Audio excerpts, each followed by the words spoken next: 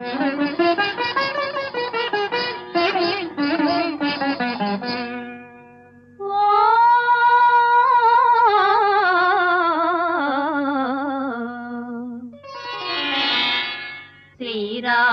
చరితమును తెలిపెదమమ్మా, ఘనశీలవతి సీత కథ వినుడోయమ్మా.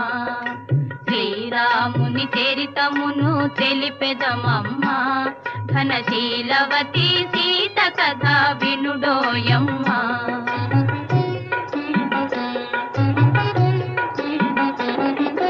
చెలువు మీర పంచవటి సీమలో తమ కొలువు చేయ సౌమిత్రి ప్రేమతో, తన కొలువు తీరి రాఘవుడు భామతో.